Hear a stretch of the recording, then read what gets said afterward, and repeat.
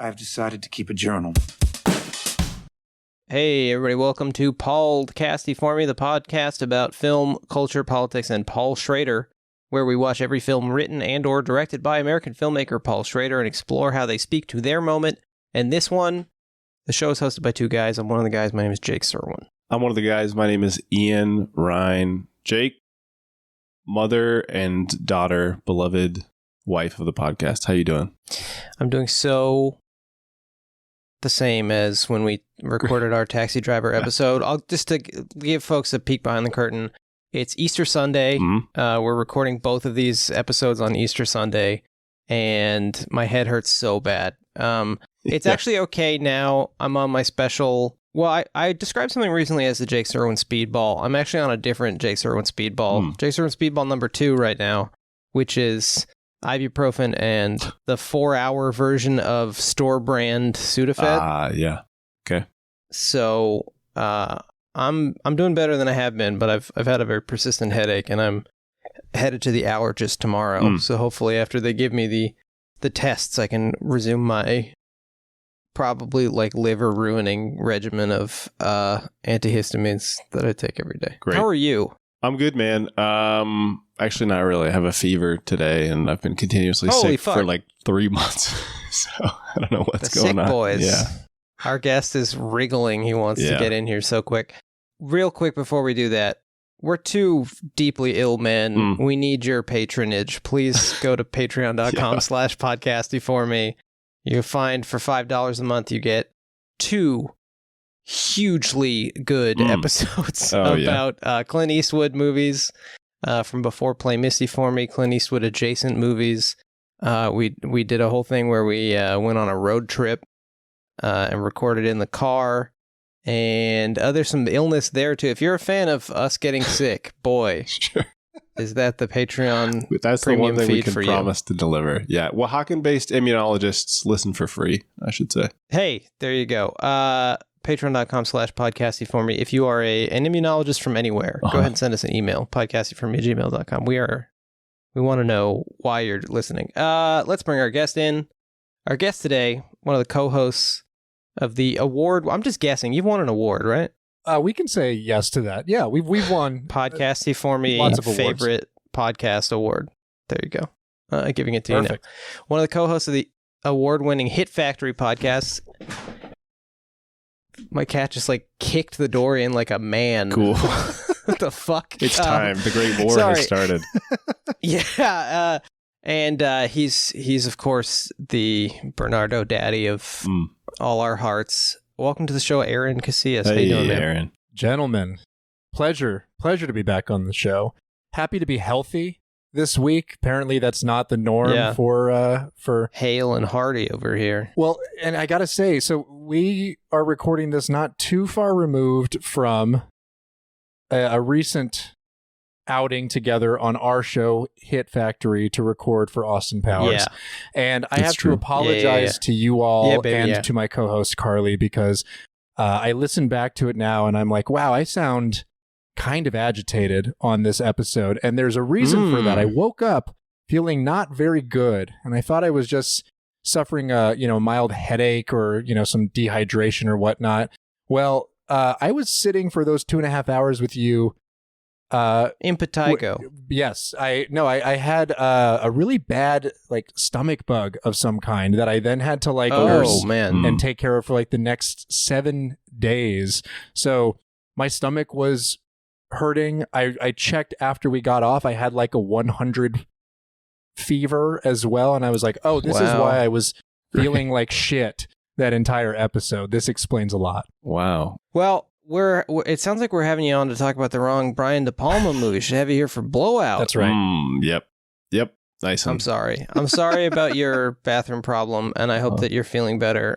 That's all right. Are you feeling better? How's your bathroom? I'm feeling great. We're back to all solids where there should be solids. Ooh. You know, we're on whichever end of the Bristol stool scale is the good one. I think you want to be in the middle. Actually, too, yeah. You want to be like a 3.5. I think you're probably right about that, Jake. And you know, it gave me an opportunity to really think deeper about this idea of a diarrhea tracker app, which we've talked about now on a couple of successive episodes. True, yeah. Mm-hmm. I mean, we're basically just reinventing the spreadsheet. But most apps, and I've said this before, most apps are just websites. They're just like he has said this a before. browser He's right. that only accesses a certain website, a certain API, a certain set of data. And so why not a sort of specialized, gussied up front end for a Google Sheet that is dedicated to tracking your bowel movements. Now, I recently visited my famous podcast girlfriend's father's house for lunch, had a lovely lunch, and he was, we were talking about movies. He's a big movie fan, and we were talking about the Oscars, which have just recently happened. Congratulations to all of everyone for showing up, big time. And he was talking about, he'd been watching some Sandra Hüller movies, going back through her filmography. And he said, he was telling us about how he had seen the film The Brownian Movement. And boy, was I you just like... briefly levitated as you tried to contain all of the energy. Just impossibly restrained in that moment. And I managed to go about an hour without making a Brownian movement joke until it came up more naturally. I couldn't, because I figured we're sitting there at the table. I can't just say, "Oh, like poo poo." It just had to. It had to come up. Incidentally, I'm wearing the Tokyo toilet shirt that I got. Yeah. This is an unofficial Wim Wenders Perfect Days T-shirt that I got from Etsy.com. Beautiful. Ian, let's do a diarrhea check-in while we're here. How is your system? It's doing great. You know what? Okay. Despite my historical struggles with Giardia, my system's been pretty fine for the last 2 years or so. So, which for the listener, if you're not familiar, that is a sort of a blend of pickled carrots and cauliflower and peppers and made stuff. famous, it's nice on a sandwich by The Bear on Hulu. Yep. Oh yeah, yeah. Haven't Chicago's finest. Okay, I've heard that it's good. I simply don't have the time. Let's get into our signature segment, the 2 questions. This is where we ask each other 2 questions to somehow kill more time and get to know our guest, although we're all very intimately familiar with each other. Have you ever, it's sort of a 2-part, have you ever, and how do you feel about dating someone with the same name as your mom? Okay. Have you ever dating someone with the same name as your mom? This is such a good question, Jake. Thank you.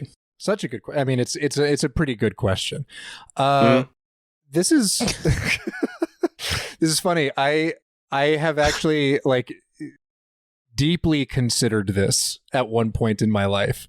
There was... It's like you were on the fence about dating someone whose name was Mom? Yes, exactly. It was a young lady named Aaron's mom. And thought that was kind of strange, but I guess she'll be fine with me saying this on a podcast. But my mother's name and my name are quite similar. Her name is Nora, which is just sort of my name backwards. Yeah. I thought they were going to be even more similar than that. There's a woman's name that's pretty close to yours. Sure. That's very true. But no, right. Nora. So Nora. And there was a brief period of time in college where the very cute barista at my go-to coffee spot was named Nora and was a friend of a lot of friends and had a bit of a crush on her. And it never manifested into anything that would have ever been even close to like a romantic possibility, but it caused me quite a bit of discovery and consideration about this. Internal turmoil, exactly. But I ended up landing on, I think I would be okay with this. Interesting. I think you've obviously put forward the mature position here, Aaron, because first of all, unless you're calling your mother regularly by her first name, I don't know how close of a sort of like oral association you might have with that, you know. Well, funny enough, I do that though. I call both my parents by their first names. Slightly more complicated. But once you kind of get over the whole situation that you have with that videotape that'll kill you in 7 days, and you and your mother finally sort of reach a newfound closeness, you will stop calling her Rachel and start calling her mom. That's just for some reason, I just associate kids calling their parents by their first names with the movie The Ring. Don't know what to tell you. We're not going to hold your feet to the fire on this. This fine. Heart wants what it wants. That. What about you, Ian? Before I go on to my conditions. Well, I'm sort of in the same boat as Aaron, where I don't know. I feel like I lack the necessary consent to be able to fully engage with this conversation. But one of my brothers has dated somebody with the same name as my mother, and I thought that was fine. And that's just a sort of a numbers that's game. Just a statistical. You got enough brothers gonna date enough people. Eventually, one of them is going to be named Ian's mom. Yep, and I think that's fine. Honestly, I think. Although your mom, I'm not going to say your mom's name unless she wants to, but I will say, to my mind, it is not a particularly common name, at least among our cohort. And it can even be a both genders, all genders inclusive type of a name. But I think the other thing is, as long as you are not engaging in the kind of behavior where you maybe see all women as functionally the same woman, and you can separate identities in your mind and form distinct relationships to the female human, I think it's probably not going to be a problem for you. It shouldn't be a problem for you. What about if, like, your mom's name was, for example, Catherine, and there was a Katie? Would it even occur to you? What about if your mom's name was Kate? Would Katie occur to you as a... I mean, it would Caitlin occur to me, sure. But okay. Lots of things occur to me, you know? This is a bad standard. A lot of injuries and stuff, I think... Ian, I think that you've got a very mature read on this, and I think that you're right. You know, if you can separate and see the vast, multifaceted existences of lots of different people, specifically women, you should be okay here.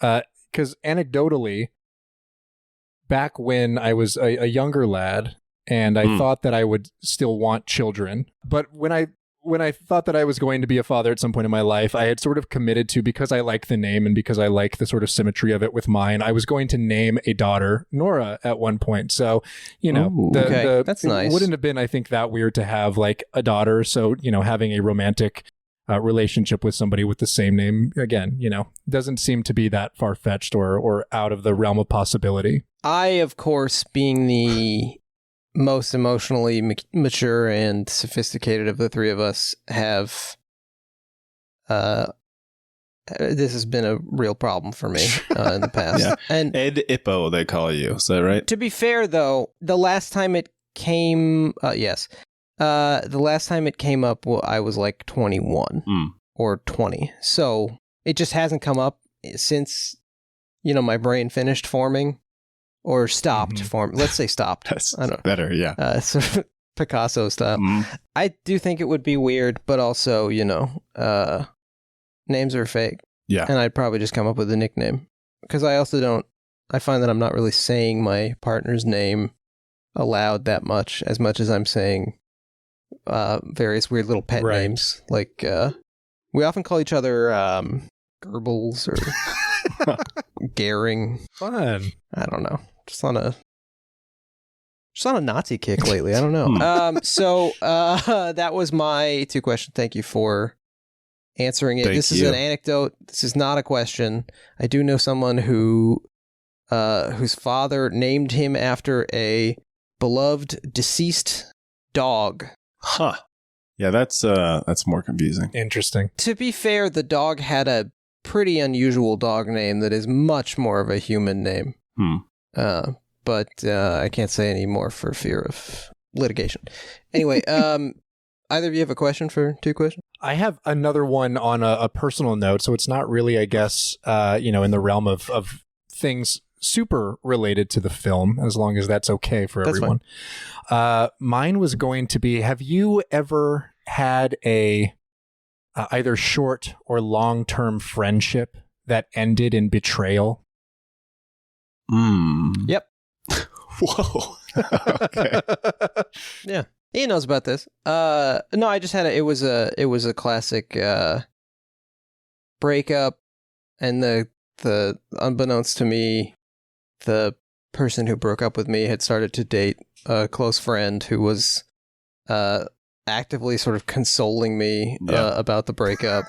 And I was so just up my own ass that I could not see sort of obvious signs of this happening. Mm-hmm. Pretty classic stuff. Even at the time, I was aware of it. And maybe this is, not maybe. This is, in fact, like it's a thing for professionals to assist me with. But just sort of seeing the trope, seeing the cliche that's happening to me while it also happening. Or better, you think? I mean, hard to say. Sure. It's only happened there's the one two time ways to look that I at know. it, right? It's twofold. It's either, I'm such a putz that I'm like becoming a sort of narrative trope, or this thing is so universal that, of course, it would happen to, somebody I know or me. And I'll say, Jake, universality here, like that is exactly my story as well. I had a very close friend and a longtime college girlfriend who I broke up with, and they got together not long after we separated. And I did not take it that well at the time. It's fine now, and they seem very happy. I think they're still together. They have kids now, so good for them. It clearly was something that was worthwhile. Clearly, But at the time, I was not emotionally prepared to handle that sensation. It did help me, and this is gross, obviously, and not something I'm terribly proud of, but also these were the feelings of a 19-year-old. Maybe 18, no, 19-year-old. But it did help me that prior to this, he had confided in me that he was very bad at sex. Okay. I mean, so on the one hand, it was like, well, obviously, I'm just like emotionally completely unfulfilling for this person. Yeah. To the point that she's, happy to just be with someone who's like, for his mind alone. That feels bad, but at the same time, all right. Yeah. At the same time, I don't know. There's as we'll learn from this film, and all these Paul Schrader films, there's lots of kinds of cucking. Cuckoldry takes many forms. Yeah. Yes. What about you, Ian? Has this happened to you? That has certainly not happened to me. Unfortunately, I'm usually the one who ends friendships, not with a bang but a whisper, where I just slowly fade out of somebody's life. So there's not a lot of, it's a type of a betrayal. Quiet quitting. Yeah. Bang and a whisper. Yeah. Guy forgot how to speak English. Yeah, you're right. Pardon me.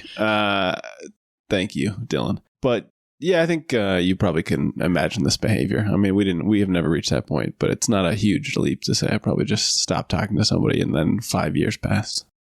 Ian quiet quits this friendship and creative partnership once a day, basically, and then comes back a couple hours later, and he's like, "Oh, sorry, my phone fell down the well," and I have to try to guess which is more racist, to assume that's a joke or assume it's true. Sure. Yeah.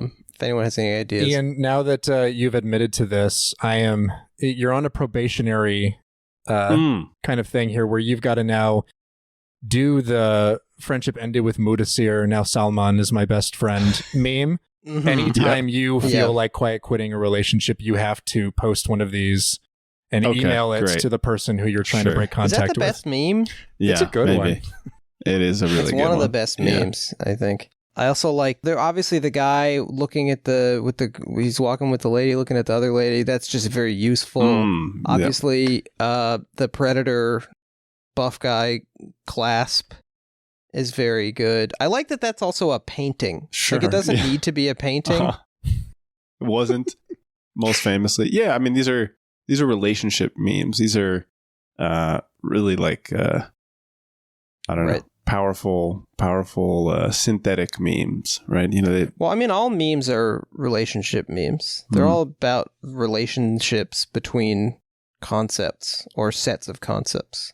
Relationships between relationships. Oh, okay. Now we're I want to talk to you guys about Yeah. object-oriented ontology, which is a school of philosophy that I was briefly interested in my junior year of college.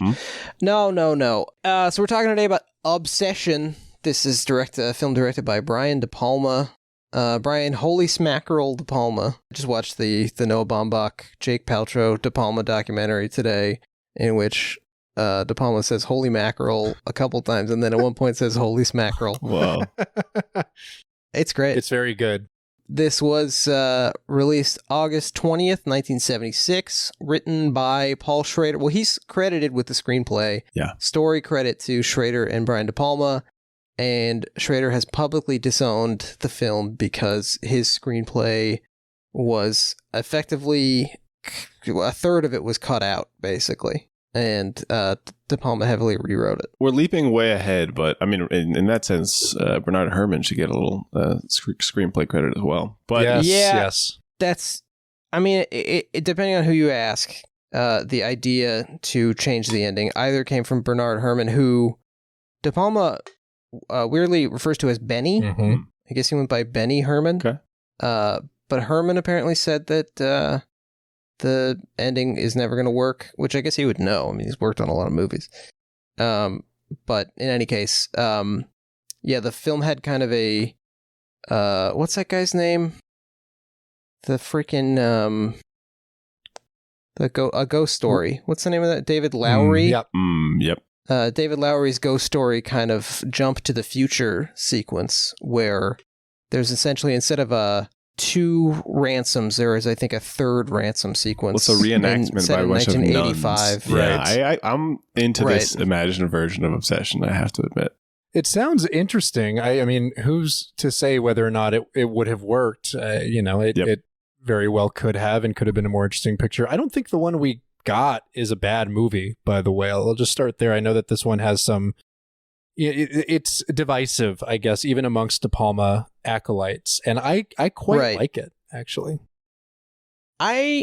So we've watched this film before. Yes. To talk to one another even. Specifically, to talk to you and Carly, yes. Yeah. So, Aaron, when you and Carly came on podcast before me to talk about Tightrope, right, both Ian and I watched this film as a sort of contextual Geneviève Bujold. And by the way, De Palma calls her Geneviève. Yep. So that's where I'm going. We called her Geneviève on the Tightrope episode, and then I watched the De Palma documentary. And since the De Palma documentary, I have been referring to her as Geneviève. GB herself. We were looking for some context about her and her in New Orleans set films.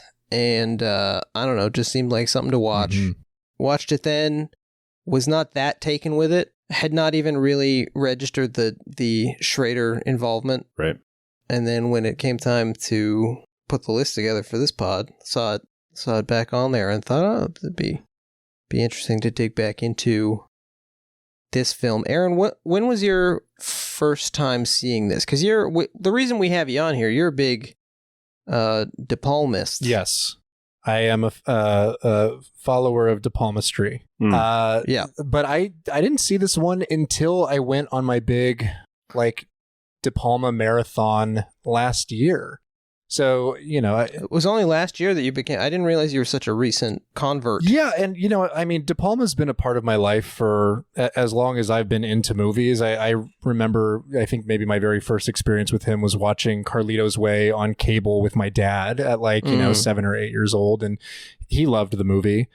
And after that, I realized, I had kind of come to and seen a handful of De Palma's bigger movies just throughout my young cinephilia. I caught Mission Impossible, Carrie, Mission to Mars. Mission to Mars was one that I saw very young too. But the real tipping point for me was Blowout. When I finally saw that, I think it's 17, correct. 18. And that I saw that before even before I saw Scarface or The Untouchables or any of those kind of bigger ones.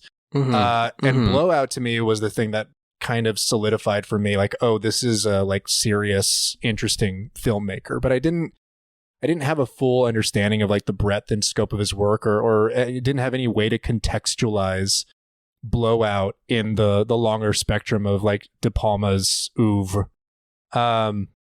But I decided to get really into him. I don't even remember why precisely. Sometime last year. Was it possibly involving a global pandemic that still rages? It just gave us all little projects. It could be part that I go on these watch projects every so often. I mean, part of the reason that, like I fell in love with Clint Eastwood and I think we connected is because I did the same with Clint a couple of years before you guys kicked off the show. And I did the same with De Palma and was just like, here's a guy with a very storied and very deep filmography that can keep my attention. The ones of these I've seen, I've enjoyed, and the ones that I haven't, I've heard good things about. So why not just plumb the depths, so to speak, and see what's here? And it was incredibly rewarding. It's one of those ones that I didn't do in order, and I'm really thankful for that, actually, because I found myself interesting. Able to... I avoided a lot of his 70s work specifically that I hadn't already seen, like Carrie. I think actually Obsession, The Fury, and Hi Mom were like 3 of the last ones I watched. And I am, like I said, pretty thankful for that. I was able to, I think, understand how they sort of sowed the seeds of what would become like these stylistic indicators of De Palma, and just ended up appreciating them far more than I otherwise would have, I think. Interesting that we were invoking Dune Part 2 like throughout this podcast, essentially, and it's funny that you mentioned Hi Mom, because that is a big part of Dune Part 2 is Paul's mom drinks a bunch of poison and it makes her go schizo. That's right. Basically. Yes, it is about a high mom.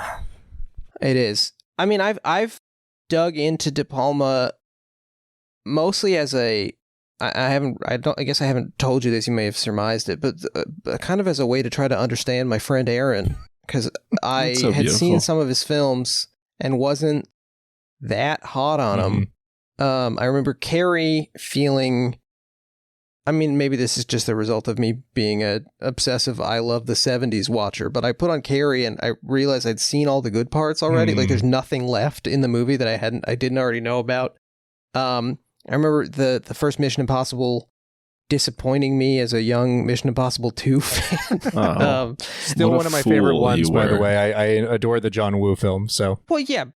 I mean, they all have their deep charms, with the, of course, exception of Mission Impossible 3, which is just a mean-spirited film, I think. I think J.J. Abrams is I've heard he's a very nice guy, but that film seems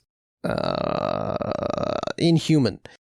So I've been digging into De Palma, and he didn't really click for me until the 1-2 of Body Double and Blowout. Yep. I don't remember in which order I watched them. Jeremy Allison, who does the art for our show, is a huge De Palma head as well, and Body Double is his favorite movie. So we watched that together when he got the 4K. I'd been putting it off because I was worried to watch Jeremy's favorite movie and find out that it sucked ass, but I, in fact, loved it. So, sort of unlocked him for me. And the documentary, which is essentially a long interview with De Palma that cuts to clips of the movies he's talking about. Yeah, it's a retrospective, essentially. It starts at the beginning and goes up through the, Passion, the last movie he had made at the time that the film came out. But it's definitely worth watching if you have any interest in the man, and it's certainly very entertaining. I mean, he's a good talker, but that also enriched my understanding of him, and he's very clear in that about like being a style guy and starting from. He says he starts from the construction and then fills in the characters and stories later, which just to know that he knows was an enriching way to look at his films. Ian, what's your history with De Palma? I think similar to Aaron's, had a dad intro vis-a-vis Mission Impossible, which my father loves, I think correctly. And did he watch the show? Do you know, or was it just the movie? I know for a fact that he did watch the show, and he was into all the, Man from U.N.C.L.E., all this type of stuff, contemporaneous. I don't know if the Avengers were in there as well, but Cousin. Yeah. Yep. Man from U.N.C.L.E. Cousin. That's right. That's right. Yeah. And for me, Blowout was unquestionably the film that made me respect De Palma forever. I had already seen the 2 films upon which it's sort of loosely based and thought they were both like all-time greats, particularly The Conversation. And I think for me, that almost made me dubious about watching it, because you're like, well, if this dude's just remixing Cortázar story that I like, and an Antonioni film that I also like, and a what I think is probably the best Coppola film, and yet it's still totally its own thing and works so well.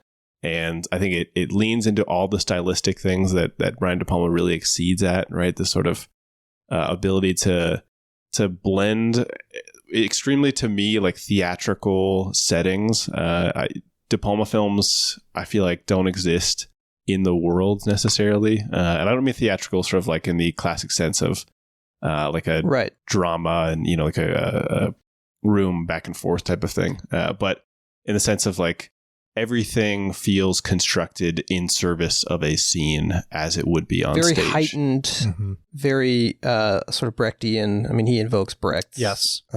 In the documentary. Correctly too. Like we're not talking about Brecht and Brechtian impulses as just like avant-garde or like antagonistic. Like he actually has origins in the theater and like working with these performers who were part of this kind of left-wing adjacent, radical sort of like performance. And so he does, like he's constantly drawing attention to the cinematic apparatus and the way that you're engaging with it. It's interesting to think of him in conversation and collaboration with Paul Schrader, to borrow the phrase that Robin Wood uses to describe Schrader and Scorsese's collaboration, the collision between De Palma and Schrader, because they are both very, like, they're both intellectuals. They're De Palma went to Columbia to study physics and math and Russian, and then went to Sarah Lawrence to study film. It's like an early male entrant into Sarah Lawrence as well, which is easy to imagine, I will say. It's where he met De Niro, I think.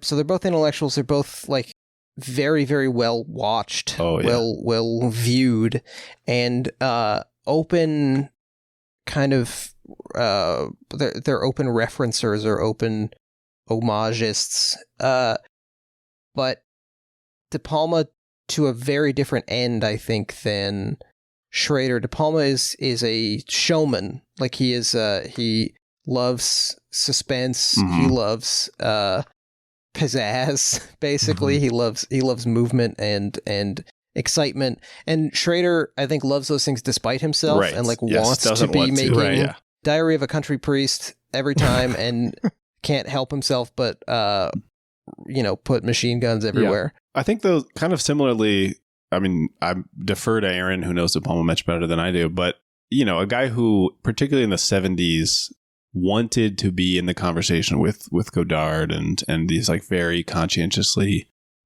new wave filmmakers. And yet, like you're saying, I think when he succeeds the best is when he combines those with his melodramatic instincts, with his like Douglas Sirk style, like you're saying, heightened emotion. Even in Carrie, which I think I like better than you do, Jake, the like nerve jangly, just woman in a social setting with other people. What kind of experience does that create for her? How can you express those emotions as intensely as possible in a way that recreates it in the audience, which, like you're saying, is the opposite of what transcendental style in film aims to do, basically, right? Which is, not to manipulate emotion at all. Yeah, I mean, the thinking about De Palma and Scorsese and Schrader and even Tarantino, who we talked about once on the Patreon and now feels like he is the fourth mic. There's just such a different, such a distinction in the way that each of them uses influence and uses homage, uses the tricks that they've pulled off from other filmmakers. And obviously De Palma gets, if you want to dismiss De Palma, you say he is a Hitchcock necrophiliac acolyte, a Hitchcock. Yes, exactly. Although I think Hitch was still alive when this came out, right? Maybe just barely. Frenzy's like this year or the next. Yeah, I think that you're right. I think he's still kicking at this point. But he does. He even says in the documentary, like, you know, a lot of people are called like called students of Hitchcock, or people like to say that the influence of Hitchcock is in this or the other guy's work. But I'm the only one who actually like did it. Just made Hitchcock. Which is, yep. Yeah. I gotta. Do you want to talk about the genesis? Oh, go ahead, Aaron. Sorry. I was gonna say I kind of have to. I take him at that, honestly, and I agree with him. Kind of like, no, I think he's innovating. Like, he's trying to pick up the what do you call the relay baton from Hitchcock and continue in the same direction and find new visual tools, new moves, new interesting ways of doing things in a way that feels more like, you know, honestly, like the what is it, Bernardo Daddy was he was like a student, like in a Renaissance painting sort of way. Like he's almost like one of the assistants in the school of Hitchcock, despite not actually working with him. And then, you know, taking those techniques and expanding them further because he is younger and thus not dead. Mm-hmm. Yeah. But we'll you know, the specter of Hitchcock will follow us throughout the podcast. Aaron, what's your Paul Schrader experience? I'm also a big fan of Schrader, though decidedly less experienced with Paul. I have seen quite a few of his films. I've seen all of his Marty collaborations, but every time I go back and like venture into and just take a look at just like the sheer magnitude of things that he has written or written and directed, I realize there's so many of these that I still have never seen. Like, I mean, notable ones, you know, and this may surprise you, but I have never seen Blue Collar. I've never seen Cat People. Oh, wow. I've never seen Mishima. Mishima is still like a huge blind spot for me. I've seen even some of his like weirder ones, like Adam Resurrected, which I'm excited for you guys to get to. It's very strange. You have seen Adam Resurrected? Yeah, it sounds really bizarre. Weird. I have a Blu-ray of it. I'm the only guy who has a Blu-ray of it. But Autofocus kicks ass as well, like some of those ones that are a little bit less heralded. But I love Paul Schrader. I think he's a really fascinating filmmaker. I think that his...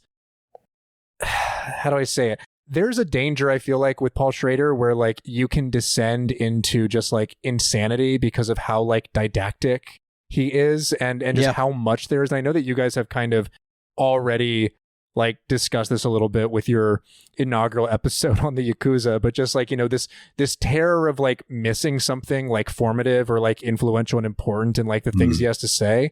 And I think for me, I have gotten to a place with him even before like, you know, totally fleshing out his full filmography and watching all of it, where I sort of feel like that stuff is good, like dressing and embellishment, and helps to understand Schrader as an artist a little bit more. But I think that like he's been talking about his work and has been very vocal and very like participatory in his own like mythos for so long that like there's inevitably contradiction constantly, the way there should be and will be. And so I take everything he kind of says and everything he establishes like with a little bit of a grain of salt. Like, you know, it's a running joke online and amongst, you know, like film buffs, you know, just the transcendental like grid, you know, and like the actual like diagram with like the mandala and the Tarkovsky ring and shit. And like, you know. All right, we gotta hold on.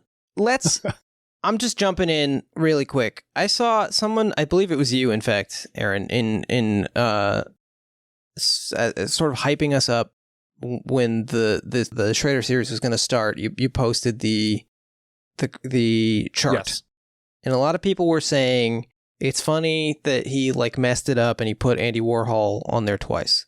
That is not what happened. Andy Warhol, he is indicating that Andy Warhol is at the midpoint.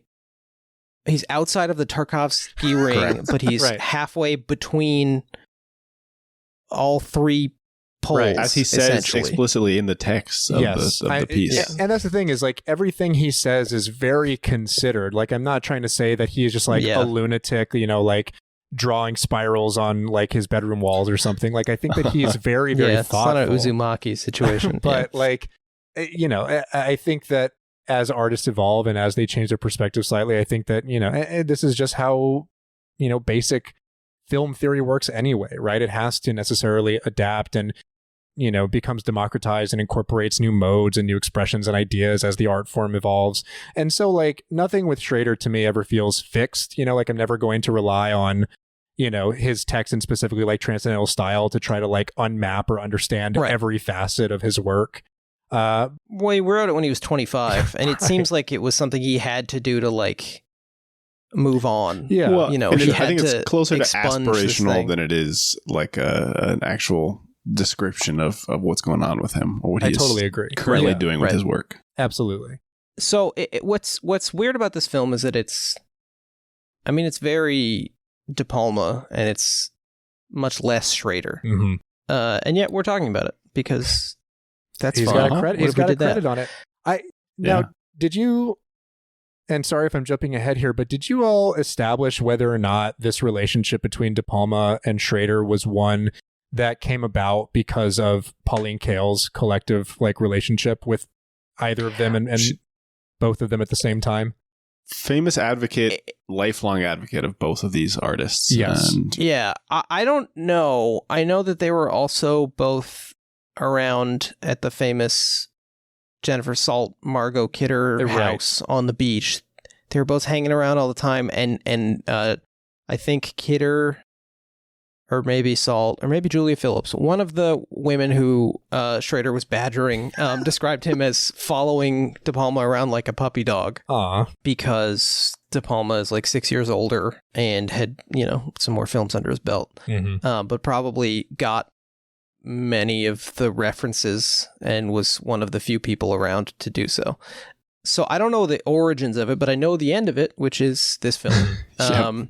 And if you think that Schrader can't hold a grudge, ladies and gentlemen of the jury, I direct your attention to a post on Facebook, of course, from 2019, where Schrader has, I guess, gone to see Jordan Peele's film Us, and he says it has an obvious homage to De Palma.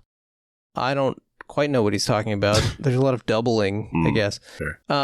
But then he says, "Don't get me started on Brian D.P. I rewatched Redacted last night." This is De Palma's very late period Iraq War movie. I rewatched Redacted last night because thought that given total artistic freedom, he could reach for the stars. And he did, but the stars were beyond his reach. The script is trite. It is weak. That is because Brian is trite. Brian is artistically weak. Skate fast on thin ice. Wow. That's his story. Wow. That's his con. Oof. Now, what I think is very funny about this is that Brian De Palma also has a quote about what he feels Schrader walked away from this film with. Sort of like, you know, his feeling, which I think ends with him saying, of Schrader's end, which got cut. It was an interesting sequence, but it just wouldn't have worked. It made Schrader very unhappy. He thought I'd truncated his masterpiece. He's never been the same since. Now, normally when somebody says he's never been the same since, you think, okay, that's pretty self-centered, that you think this interaction changed him. But we are here 40 years on, and he is complaining about it online. He's still mad. Yeah. He's mad and red. Yeah. Now, the way De Palma tells it, Schrader lost a bunch of money at cards, and De Palma took him out to dinner. I don't know if this is because De Palma got a bunch of Schrader's money, or he just felt bad for him, or Schrader's like, I don't have any money, how am I going to eat dinner? And De Palma said, don't worry about it. But anyway, they go to dinner, and they had recently seen Vertigo in a like a repertory screening that was potentially the first time it had been screened since 1958. The film, it's one of those movies that kind of fell off the critical hive mind for a while. No one was really talking about Vertigo for a while there. It was considered a lesser work, and they went and saw it at I think the LACMA maybe, or some rep house in LA, and we're very taken with it, and we're talking about doing a riff on it. I guess this is where the idea for this film comes from, which I think a lot of the contemporary takes on this movie are like, it's just Vertigo, which first of all, it's not just Vertigo. I mean, it's got some different angles on it. But also, even if it were just Vertigo, we talked about the Yakuza as kind of an active like film scholarship. And like, if they're not going to put Vertigo into every movie theater, maybe you remake Vertigo so that if you want people to see Vertigo, you kind of take some money from Columbia to do it. You know, I don't necessarily think that's like a failing of the film at all. Well, and to your point, it is also distinctly a De Palma film. And even though, you know, some of the things that will become De Palma hallmarks, you know, like the split diopter and the, you know, 360. Yeah, that's exactly right. You know, even if some of them are drawn from Hitchcock, and I think that maybe the things that he adds aren't entirely successful, it's his film as well. It certainly doesn't seem fair to say that it's just Vertigo. Maybe it should have been more Vertigo, in my opinion, but it's a different picture. Yeah. That's what Jeffrey Katzenberg said at the early Quibi meetings. It should be more Vertigo. I should watch this. Should be able to watch this show. Yeah, he did. Turn my phone Vertigo and watch it. He wanted to call it omakase. Do you know about this? No way, really? And people are like, they're like, Jeffrey, nobody knows what that is unless they're really rich and you. Like, anyway. So, let's talk about the film. Okay. The film is called Obsession. It is, it came out in 1976, August 1976. This is mere months before Carrie, which immediately eclipses it as, you know, critically and commercially, and becomes like, you know, puts De Palma firmly on the map. And this movie, which was sort of lukewarmly received, is just sort of brushed aside. And even now, you know, when you're researching this film for your podcast, a lot of the articles are like the Brian De Palma movie you didn't know about. Right. It's not even like difficult to access, you know, like nope. I mean, it's not like Home Movies, which is like lodged in there between like his big run where like you've never heard of it before. Like it's one that is pretty prominent and pretty easy to get a hold of. And especially nowadays when you hear like, Brian De Palma's doing a riff on Vertigo, you could just queue up Vertigo on Vudu or Fubo TV or whatever, wherever else you watch stuff. It's funny, I was reading a reverse shot essay on the film from 2006, and the author mentions that Vertigo is name checked on the Netflix sleeve that the disc came in the mail. Wow. Just, you know, different time. As we said, written by Paul Schrader, shot by Vilmos Zsigmond, the great Hungarian cinematographer of so much of De Palma's work and so many great new Hollywood films. Close Encounters, just the next year, which is almost completely changed from an early script by Paul Schrader. Well, I guess, should we talk about that on the show? Should we just do a Close Encounters episode? Who gives a shit? No. Edited by Paul Hirsch, who is a regular De Palma guy, also a co-editor of Star Wars with Taxi Driver editor Marsha Lucas and Richard Chu. There's some good movies coming out around the time of this. Weren't there? That's what we've been finding as well. Good time. Good time. Hard time to, you know, like, I don't know, fill up your gas tank or whatever. Solid movie year, 76, cool 77 there. He also edited both Brian De Palma's Mission Impossible and, oddly, Brad Bird's Mission Impossible Ghost Protocol. Just came back. And then he was one of the poor souls brought in to try to salvage Alex Kurtzman's The Mummy, but we will not hold that against him. No. I think that's a rude thing to do to an old man, to make them look at The Mummy. Put the dark universe in his hands. Yeah, exactly. Speaking of dark universe, let's talk about Zsigmond for a second, because I think one of the things that makes this immediately less Hitchcock is Zsigmond's got the sort of characteristic, I would say it's characteristic of New Hollywood, but that might just be because he shot those movies too.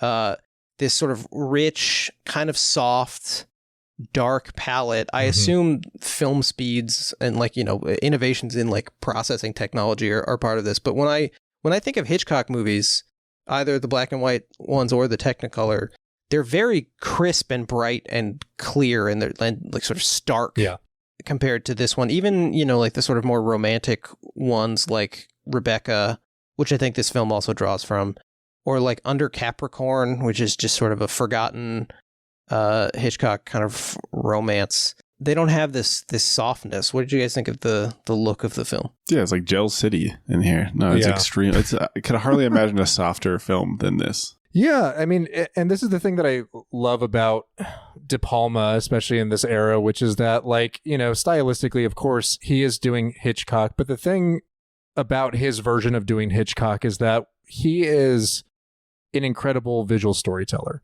He is copying basically one of the greats of like classic Hollywood and their understanding of the cinematic language and the form, and using that, but doing it in a very decisively like new Hollywood mode. So everything here does look of the era, and it has like a little bit more dirt and grime to it, and it's also marrying, you know, this thing that, you know, at least now has a little bit of more prestige around it, like Hitchcock, with the grimier stuff that De Palma enjoys. Namely, he's a big fan of like giallo and like exploitation pictures, and that finds its way. Ladies taking a shower. Yes, and ladies taking showers, you know, big needles and knives and shit like that. Like, it's all over the place. He does say in the doc, like, you know, I just think it's more interesting to follow a woman with a camera than a man. Like, I like the way women move around. It's more interesting to me, which, like... And he wasn't talking about movie making, of course, but that's fine. Yeah. Well, I mean, this is the you know, this is, I think, in the same lineage as all of his other stuff because of its taboos. And I think this is one of the things that De Palma has fun with, which is interrogating and also implicating the audience's own desire for transgression from the norm, from the status quo. And I think that, you know, this one does that in extremely overt ways, but he's always considering that. He's always thinking about it. There's like, you know, to me, there's a direct kind of like downstream line from like Hitchcock to De Palma and then to my beloved David Fincher as well in so many ways.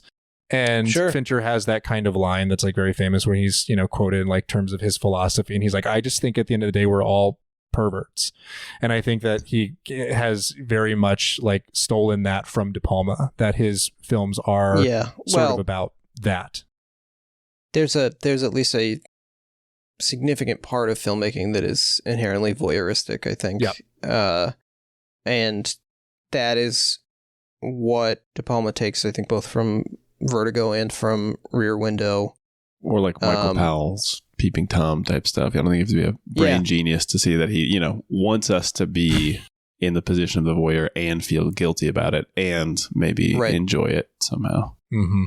Yes, exactly. Good film, Peeping Tom. Mm-hmm. So real quick, let's just jump into the plot here. So we're in New Orleans, 1959, and we're at the 10-year wedding anniversary of Michael Cortland, played by Cliff Robertson, and Elizabeth Cortland, played by Geneviève Bujold.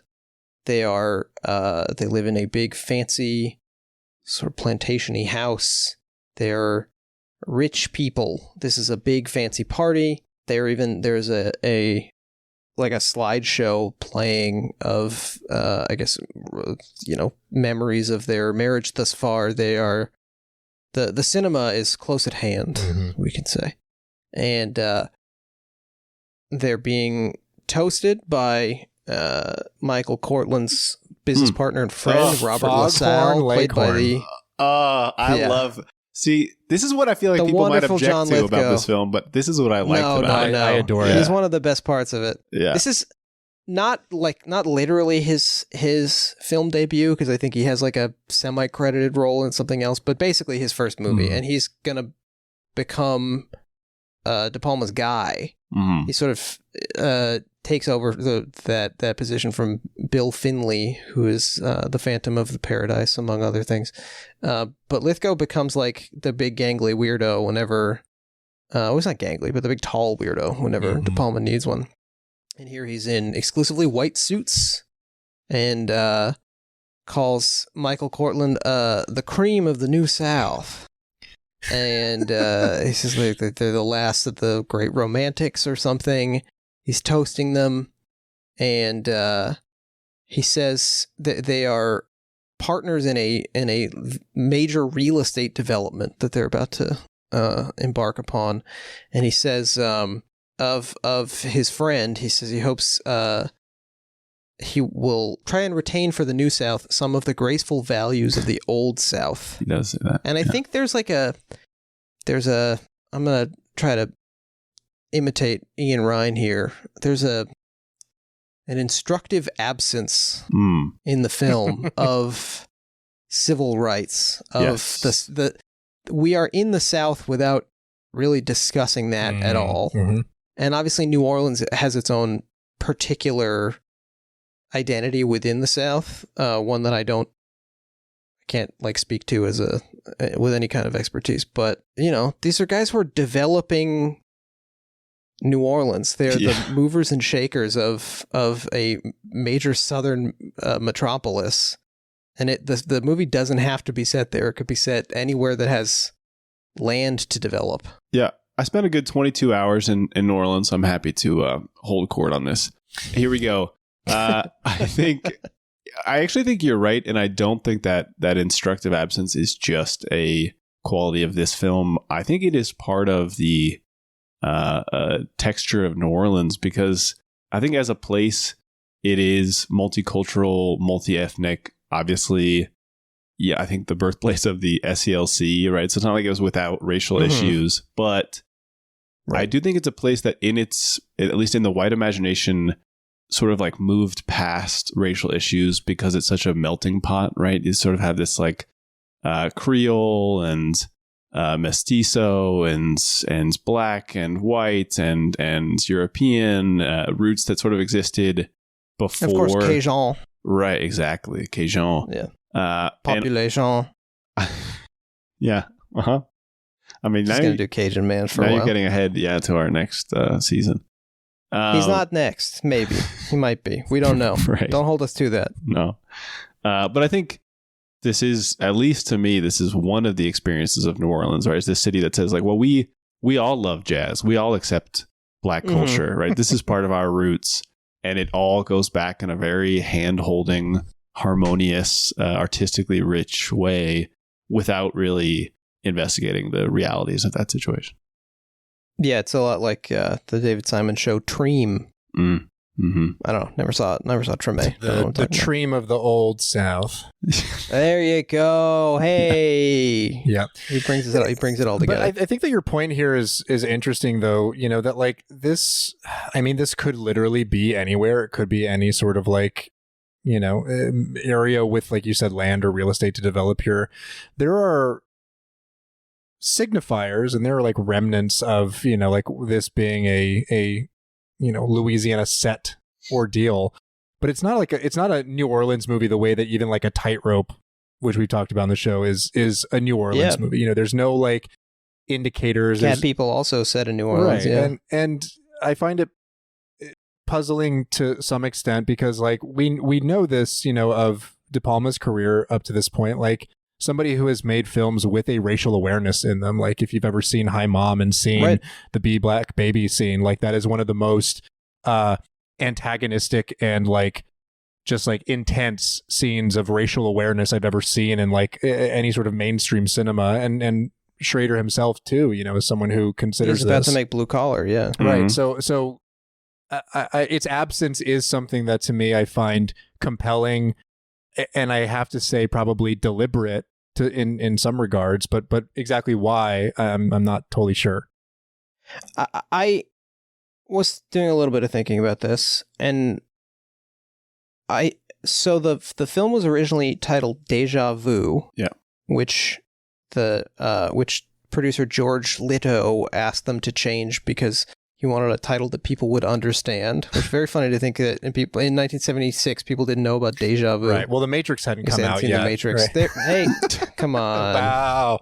Very good. Hey, well, here's a very brief aside, and I promise it will be brief, but Jake, I know that you watch a lot of, tangentially related films for the purposes of research. Mm-hmm. Did you find yourself compelled to watch Tony Scott's Deja Vu? in preparation. No, but for I this. did think about it a lot. I watched Deja Vu like 2 months ago, Same. So I felt pretty dialed in on Deja Vu. I also watched Deja Vu. It was my New Year's Day watch. I think we all probably watched it around the same time. Well, can't remember. It's fascinating that is also a movie about a man obsessed with a woman across time. Mm-hmm. And has is she alive? Is she dead? Right. And has a very important fairy sequence. It does. It's true. Yeah, I looked up the original script of Deja Vu, and it was set in New York. So they moved it to... I know that they shot it there after Katrina. I wonder if there may have been some kind of like tax incentive thing going on to get industry back into Louisiana. I don't know if, Tony Scott thought it would be cool for the movie with the French name to be shot in Louisiana. I believe Denzel Washington, who was one of the most New York men ever to live, is supposed to be a native Louisianan in that film, and it's not addressed. But yeah, I mean, it's interesting to think about this in relationship to Deja Vu, which is also a movie about surveillance and about, it's got plenty of metafictional things to say about cinema and observing. It also bears some very striking resemblances to some of the most De Palma films. Like I think specifically of Femme Fatale, his film from 2002 with Rebecca Romijn. Both of them, or as my middle school friend Nathan called it, Femme Fatale. Femme Fatale. Also a good way to refer to it. But in both of these, there is, this metatextual quality to it that is to some degree about the responsibility of the cinematic image and the responsibility of the hand of the director. And in both of them, there's sort of this like quandary or this idea of the way that genre fare specifically treats its female characters, and that like it's two directors reckoning with the fact that they ultimately have a hand in and control of like how to treat these women. Like they're the ones who can choose to let them live or watch them die and do so for like the spectator. So I don't know. There's a lot of interesting parallels between that and this, despite even beyond just the title being the same. I mean, so many directors are huge dork men who clearly, I mean, honestly, De Palma as a young man was not terrible looking. But, when you think about like 80s De Palma dating Nancy Allen, there's obviously, she's a lot better looking than he is, for example. Yeah. Amy Irving and Steven Spielberg, all these, but which just is just to say that I think the kind of, indoor kid is an annoying thing to say, but the kind of like nebbishy, like 90-pound weakling type child who, like Scorsese, is so asthmatic that he has to stay in and watch movies on TV all day and then becomes a filmmaker. This is like, there is a bit of the incel turned Chad to a lot of these filmmakers, and you can see that, I think, in their treatment of women. I think a lot about I was watching the special features on the Blu-ray of Dirty Rotten Scoundrels, and Frank Oz was talking about how they shot, there's a French Riviera beach sequence in that film, and they shot two versions of it. For the American version, all the women were wearing the tops of their bikinis, and for the French version, or the European version, they were not, because that would be confusing to European audiences that the women had tops on. And he said the moment where he got his megaphone out to tell all the extras to take their tops off was like the most powerful he'd ever felt in his life, which is funny. And I think Frank Oz is probably a fine guy. I've never heard anything bad about the guy, but like there's something icky about men directing women to, be scared, be chased around, be killed with an extremely large power drill, that I think this film gets at in interesting ways, because the Bujold character, well, we haven't said what happens in the movie. Let's run through the plot extremely fast. Let's do it in 5 seconds. Sure. Okay. It's going to be more than 5. Almost immediately after this wedding party, Cliff Robertson's wife and daughter are abducted for ransom. One of the working titles was also Double Ransom. bad name for a movie. And he wants to, they asked for like $500,000, I think. He's going to put up the money, but that means he's going to have to pull out of the real estate deal. And Lithgow seems fine with this. And then, honestly, I don't even recall how does the briefcase end up being filled with fake money? At the first time or the second time? Yes, the first time. The first time it's because he goes to an inspector, a police officer who's handling the case, and he recommends to him to basically do it for fake rather than for real. And they have a new Yeah, this is something the lab cooked up. The lab cooked up, exactly. So we have Inspector Bree, and actually in Schrader's original script, there's three cops. There's Inspector Bree, there's Detective Gruyere, and there's Lieutenant Raclette. He sort of hotted up that Inspector Raclette, or Lieutenant, whatever, shut the fuck up. So he says, don't give them money. These guys, if you give them fake money, they'll just give up and they'll give your wife and daughter back. So he gets a briefcase full of fake money, and he has to get on the Cotton Blossom ferry tour and toss the briefcase with the money onto an abandoned pier at just such a time. Very high and low. This whole sequence is Kurosawa's high and low. And Spike Lee's upcoming Too High or Too Lower. Can't wait. Can't wait. Yeah. Do you know about this, Ian? I don't know about this. Is he remaking? He's remaking High and Low with Denzel Washington and Halle Berry. And it's called Higher to Lower. Whoa. The number 2. Okay. Yeah. So he's framing it as a sequel then, as a spiritual sequel. I don't know. I think it might just be talking about the higher economic sphere going from one to the other. Right. Precisely. Yeah, sort of like jungle to jungle. Yeah. He throws it off the thing, and the kidnappers realize that there's just paper in there and a tracking device. And so even though the cops surround the house, they get away, they give chase, and the car explodes and goes off a bridge into the mighty Mississippi. And as far as we know, both mother and daughter are dead. Robertson constructs a sort of miniature of the Basilica San Miniato al Monte in Florence, where he and his wife met as a tomb on the land that he owns. I think that's how this. No, works I think he has basically forced LaSalle's hand so that this entire area is just maintained as a park. They can't develop any of it. Okay, got it. And there's one of the first, maybe the first 360 shot in the film is a 360 pan around this undeveloped land that begins in 1959 and ends in 1975. Mm-hmm. We've caught up. It's now 16 years later, and Cliff Robertson is a hollowed out shell. And he goes to Florence with LaSalle, who's going there on a business trip.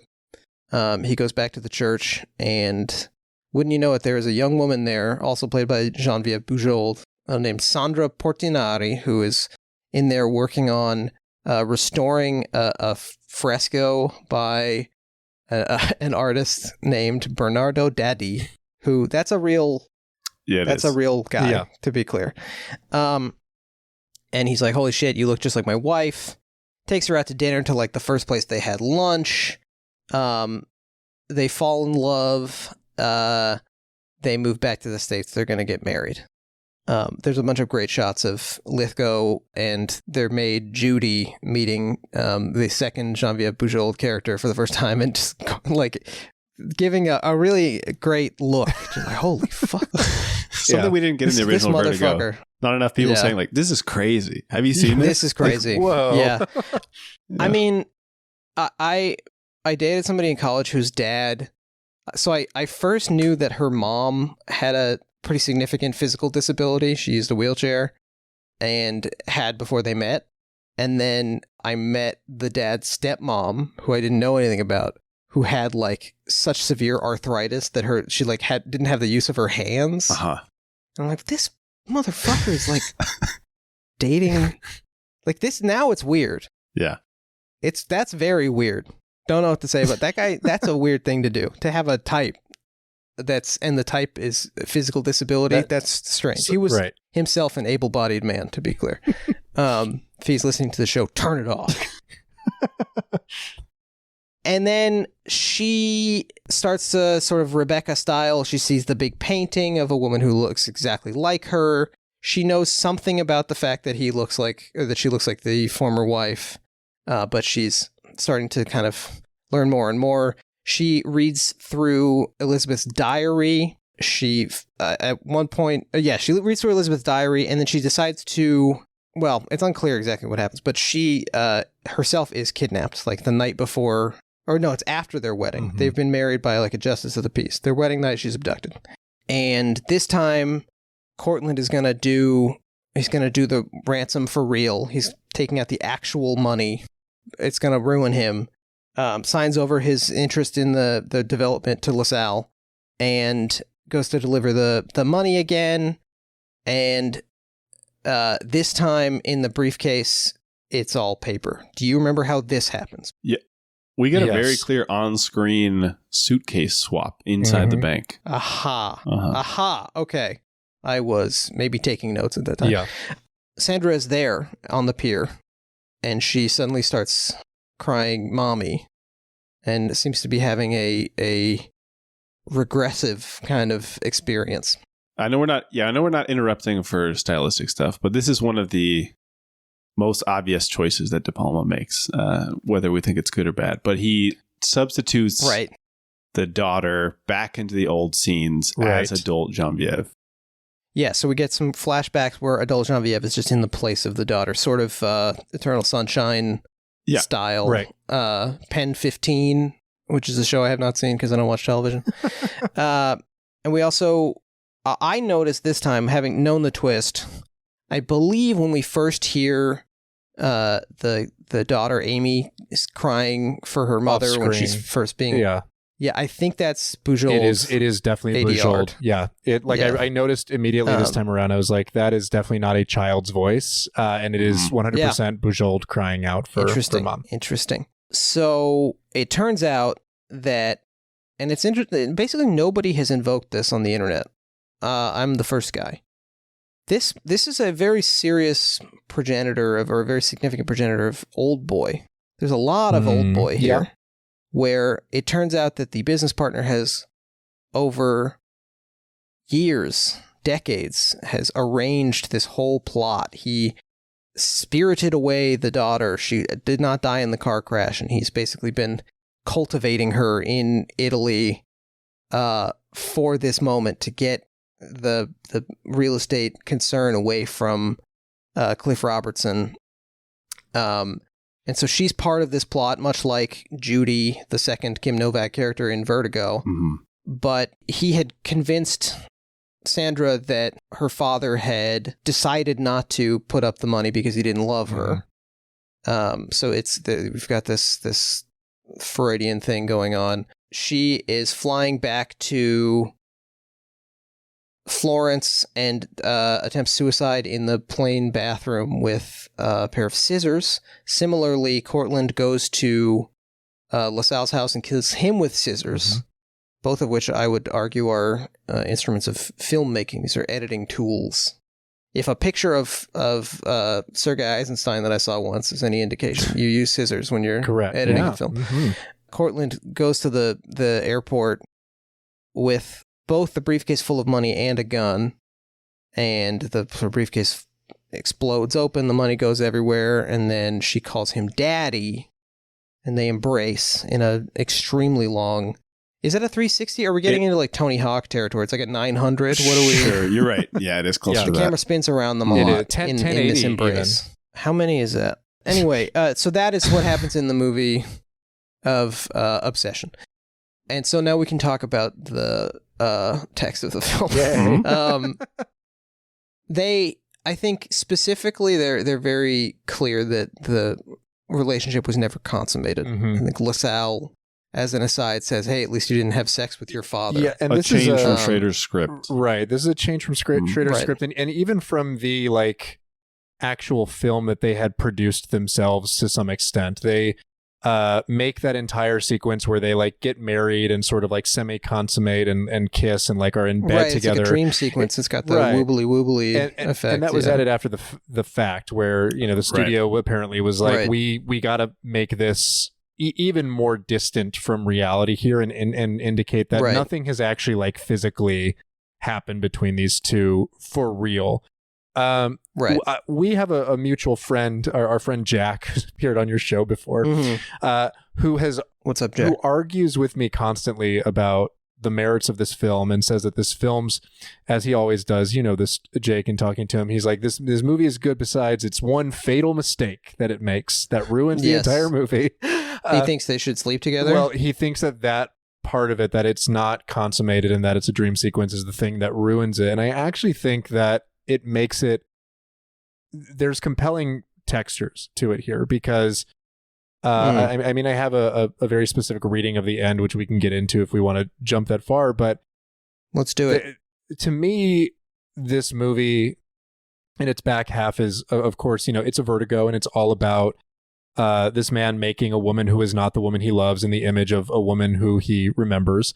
And she starts to buy into that facade as well to a certain point, you know, like even though it's revealed that she's deceiving him, like, and has her own sort of ulterior motives, she begins to connect with this sense of desire for this woman and to like want to be that woman to this man because he loves her. And so to me, there's like an inescapability to having like mentally and psychologically already like copulated and committed to this on Cliff Robertson's behalf, to where my version of this and my perspective on that ending, I mean, it goes around 360 and you see him just kind of like slowly have this sense of realization of what's happening. And then he looks at her like very longingly with this smile.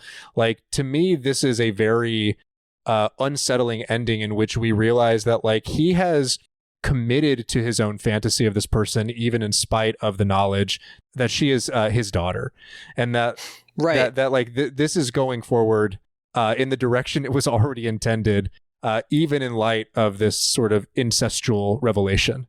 I think you're absolutely on the money. I was thinking both of the ending of The Graduate and the ending of Old Boy. The Graduate, of course, being a sort of transcendental move, actually, where we remain with... We hold too long and we become aware of the presence of the divine and we think, oh, fuck, what are we going to do now? We had our happy ending, but it is the beginning of the rest of our lives. And then Old Boy, spoilers for the movie, literally everyone listening to this has seen. Speaking of Spike Lee. True. Yeah, Spike Lee, who wrote the manga that Old Boy is based on. I learned that they're not related in the manga at all. That's totally a construction for the film, which to me... I want to ask Park Chan-wook if he has seen Obsession. Sure. I want to treat him as a hostile witness. But there's at the end of that movie, we are left wondering if the hypnosis has worked on our friend Old Boy and whether he will be able to forget, whether he has successfully forgotten that he had sex with his daughter. I noted also that there's a moment in the film where LaSalle refers to Cortland as Old Boy. That's true. Now, interesting. All right. There you go. And it's when he's saying that Italy is the birthplace of Western art, which I will return to this notion in a second. But yeah, I mean, I think the film is full of it's an incoherent text, as Robin Wood said of Taxi Driver. I think also it's to the film's. It's consistent with that film, with Taxi Driver, I should say, in that the relationship is not sexually consummated. We talked about this on Sexual Consomme. What about that? What do we think? It's not consummated because I think the attraction, the obsession is beyond sex. It's much more about possession and about, I don't know, preservation. There's a way that... Because that's Cortland's whole conflict with LaSalle is he wants to preserve part of this land that they own as like in its natural state, and I think there's a way that, you know, that's a thing that men often want to do with their wives, especially their conspicuously younger wives. Cliff Robertson is like 53 in this, and Bujold is like 34. Yep. Yeah, I want to support Aaron's point here. There's a scene early on in the film where they have just gone to Florence and they're hanging out with some Italian businessmen, D'Annunzio among them. And Cortland has a little sort of like, I would say, like a very American misunderstanding of what's happening in the scene where he asks, he says, well, your wives are so beautiful. And LaSalle, very worldly and knowing, says, oh yeah, D'Annunzio, show him a picture of your wife. And he's sort of like, oh, a picture of your wife. She's right, she's sitting right next to you. My beautiful wife. Yeah. And he says, yes, my wife's amazing. Here she is. And it's a picture of like a very... He holds up the book Strega Nona. Effectively, yes. This is an extremely middle-aged, I would say, normal, within the range of how people's bodies change, but not classically beautiful mother figure. Right. Not a central casting mistress. No. We should say. Yes. And I want to say that to Aaron's point about why would Sandra accept this? There's an idea from Andrea Dworkin, who is not one of my favorites, but I will say I revisited some of her work recently and is more nuanced than I think she gets credit for. She talks about the fact that women as sexual objects, as mistresses, are infinitely interchangeable, right? That you will never achieve something special as just being a romantic partner, but as being a mother or a daughter, you obtain some type of permanent identity, unique identity. And I think it's interesting that right. Yeah, exactly. In this case, that's exactly right. And daughter. So I think it makes perfect sense that Sandra, who in the script is even more explicit, she says something like, you're just in love with Elizabeth, right? How am I supposed to feel about that? Why don't you love me as a woman? And I'm glad they toned that down a little bit, left it in the subtext. But, she is maybe accepting of this, like having to wear this mask of her mother because it allows her to be loved as a unique person, even if it's not her personhood, right? Classic male relationship to a woman where they're not experiencing her as anything approximating, her actual identity. But at least she is being loved not just as a generic sex object or something. Very well put, Ian. And by the way, and daughter will be on the show coming up. A couple episodes. Oh, very good. Also supporting Aaron's point is the great film critic Robin Wood. I'd like to read here briefly from Hollywood from Vietnam to Reagan. Hey. You've got a very different cover than I do on mine. Oh yeah, this was like a $1 Abe Books copy of it. So this is from his section on De Palma. For the moment, I shall consider Obsession and its relation to Vertigo, of all Hitchcock's films, the one in which the mechanisms and motivations of the male power drive are subjected to the most ruthless and uncompromising critique. The crucial difference between the two films lies in the nature of the heroine's involvement in the convoluted criminal plot.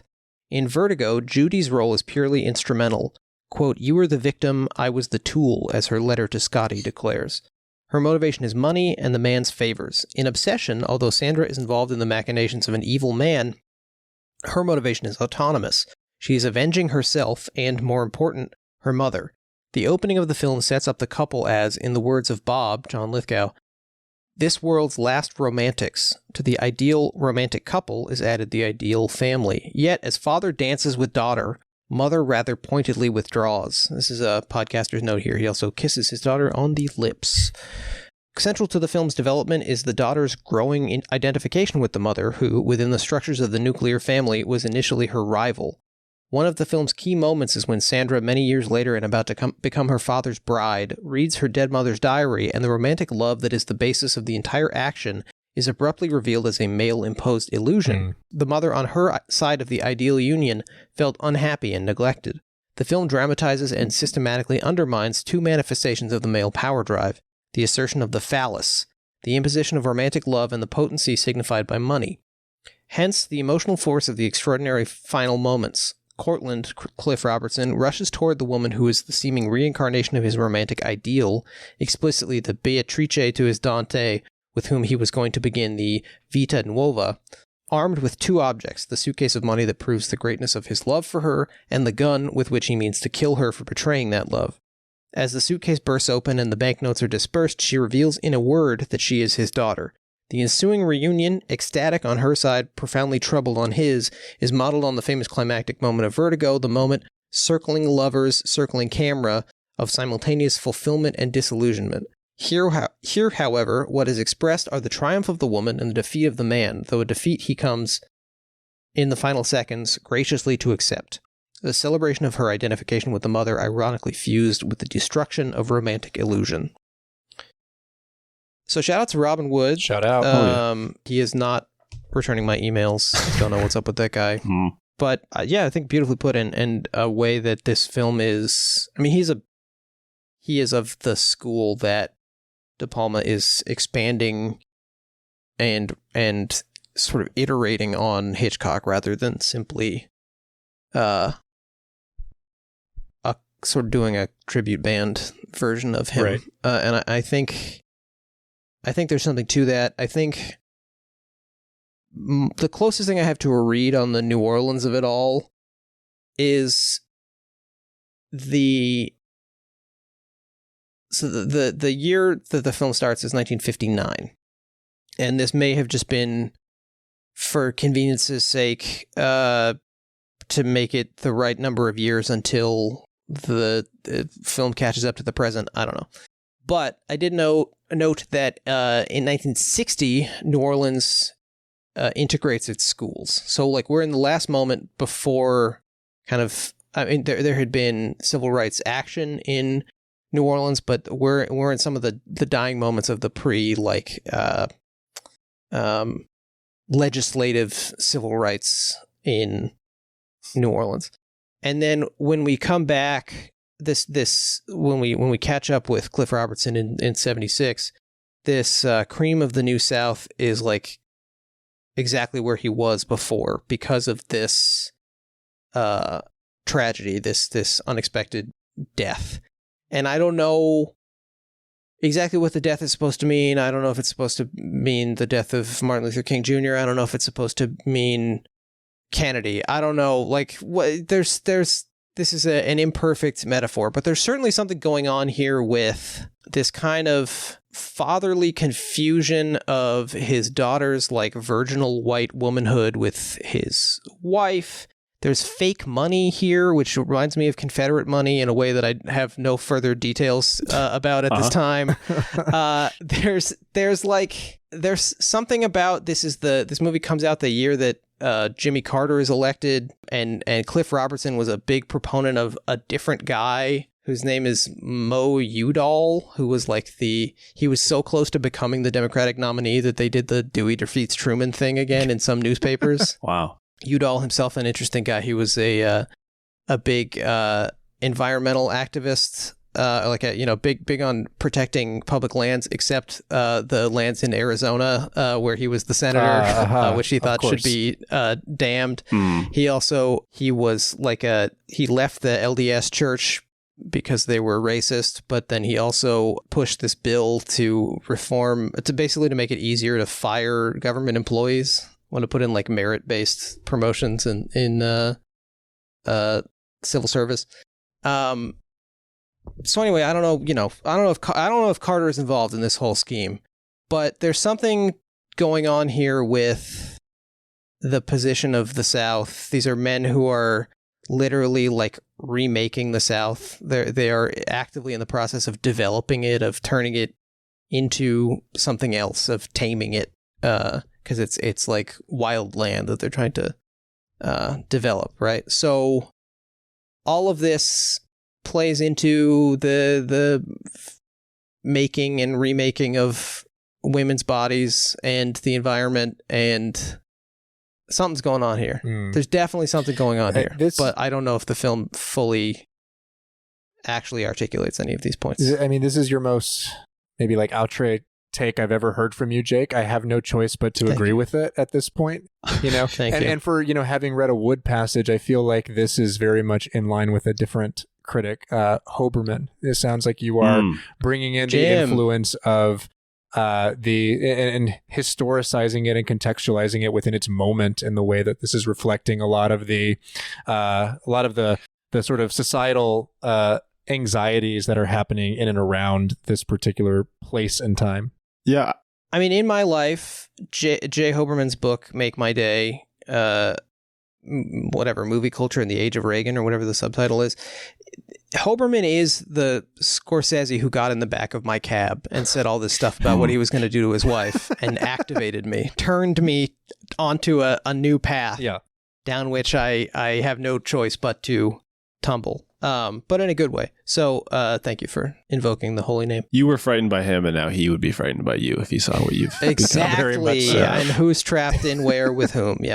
Okay, well, I do have a slightly different read on why New Orleans. Not a conflicting read, but just as a place for me that is a center of, one of the rare centers of aristocratic culture in the United States, which is, you know, otherwise outside of a few other places in the South. We talked about Savannah on here, of course, but otherwise not a stream that we can identify so explicitly. But here we have, like you said, there's that line early on where LaSalle, who supposedly represents maybe the New South, and by New South, we mean sort of like pre-Reaganite commercialization, right? He literally wants to turn this into suburban developments or malls or whatever, right? And it's you know, rare that we have an agent of capital who is so explicitly saying, I wish we could just capitalize on this piece of pre-capital so we could make a bunch of more capital about it.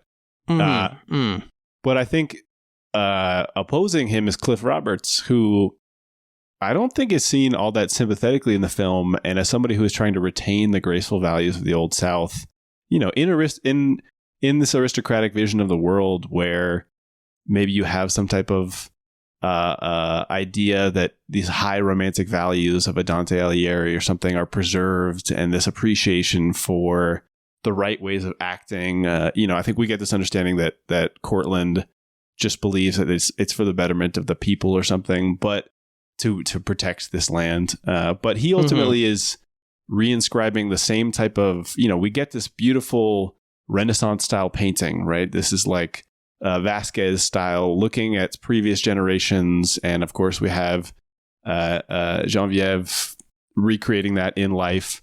And that is the aristocratic way, right? Is to impose sort of against all currents, bad or good, insisting upon their preeminence, their permanence, right?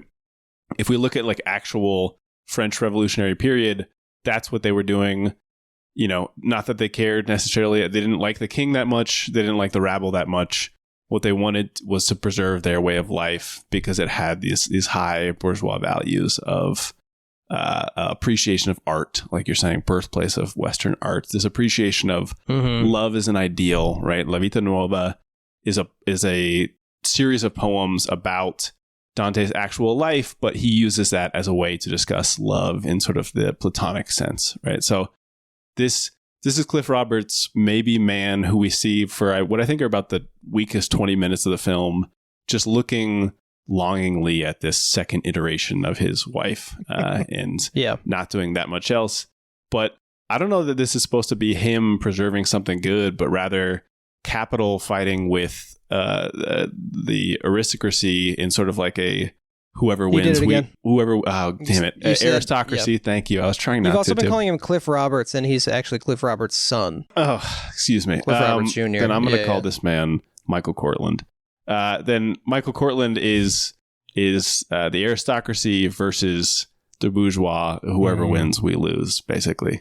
Interesting. I like this. I mean, there's also maybe something to be said about the notion of this man trying to preserve some old ideal of white womanhood as inherently incestuous and Habsburgian, dooming himself.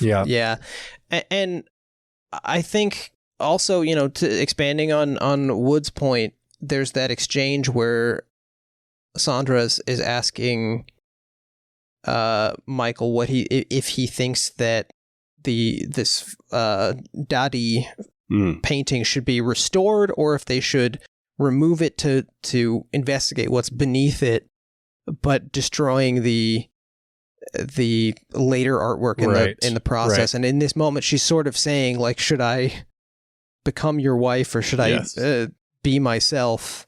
And he says, restore, be my wife, be my old wife. And she says, that's what the scholars said. She never gives her own opinion. Mm-hmm. I think literally what he says is hold on to it, which is a strange expression. Beauty should be preserved is what he says. Yeah. Right. Yep. Exactly. You guys ever do any home pickling? I'm scared. I'm worried about the gases. I think you're going to be just fine. Yeah, I mean, it's fun. To expand upon this, even further, if we're going to make it, because it is a De Palma film, and you start thinking about it in terms of like a sort of like metatextual quality as it pertains to the form that's being utilized here. There is, within the text itself, this convergence, this sort of clashing of both a like filmic and cinematic classicism with the new Hollywood and with the taboo. Yeah. And those are, the two modes that De Palma operates in. And so this is also sort of a kind of synthesis, sort of like a dialectical model of his two like forms, like crashing into one another and finding this very strange and sort of like, verboten kind of synthesis by the end of like, yes, we embrace sort of the melodrama and the classicism in this, kind of grand sweeping moment. But it's undercut and shattered by the fact that we are embracing illusion. And the reality that we understand is that this is some sort of like, very strange incestuous merger here, but we're left to kind of accept that collectively and as like one piece at the end. Beautiful. I think it's very well put. I think it's particularly interesting that we have both Cliff Robertson and Geneviève Bujold in the leads here, because they are actors of a very particular moment who span. They're astride this shift where Robertson's big kind of breakout film is Charlie. Or not break, but his most acclaimed performance is in the film Charlie, which is in 1968. And he does a bunch of movies. Before this, he served in World War II. He's certainly of a prior generation, but he also, he's in 3 Days of the Condor. He's in this movie. He's in the Great Northfield, Minnesota Raid. Like he is a face of 70s Hollywood, and also in the Sam Raimi Spider-Man movies. Yes. Of course. He's in SAR 80. He plays Hugh Hefner. And Bujold herself is in some of the movies. Like I watched this. I went to see a restoration of the film King of Hearts because I had nothing to do on an afternoon and it was playing down the street. And it's just one of those you had to be there movies from the 60s that reminds me of I guess this is the 70s, but that 30 Rock joke from the episode with Carrie Fisher as the old laugh-in writer. Right. And they watch the sketches called like the mailbox tipping over. It says, don't you get it? The mailbox is Haldeman. That's what watching these things are like. Right. But so she's sort of astride these two worlds as well. And I think it's also sort of a transition film for De Palma, because he is, Sisters, I think, is the first of the transition, but he's becoming the De Palma that we think of. Yeah. It's in a weird place, and I think, Jeremy would kill me if I didn't relay this anecdote, but apparently Cliff Robertson was pretty difficult to work with on the set. Supposed to be terrible on the set. Doing as little as possible. In the De Palma doc, he mostly says that he was making things difficult for Bujold, giving her nothing to play off of. But he was apparently just kind of like not trying. And also he was heavily bronzing himself to the point that Zsigmond at one point got so upset with him that he grabbed Roberts by the shoulders and pushed him over to a mahogany wall. I guess they must have been in the Italy sequence, and said, "You're the same color. How am I supposed to light you?" Wow. That rocks. Yeah. Incredible. From that documentary too, De Palma's like, it's really funny hearing the juxtaposition where he's like, he was a nightmare and like made everything harder for everybody. And Geneviève was like an angel. Like I think he's just like, she was like as sweet as can be. Like she was great for all the turmoil that he caused. Well, he loves Canadian women, We know. That's true. He was dating Margot Kidder. She plays French Canadian in Sisters for no real reason. Besides that, it's mysterious and sexy. Yeah. Mm-hmm. Yeah, and it's mysterious, yeah. Just a bit of trivia here. The actor who plays the Justice of the Peace who marries them, a man named John Creamer. Okay. Yep. Which, John Creamer. Wants to play a game. Yeah.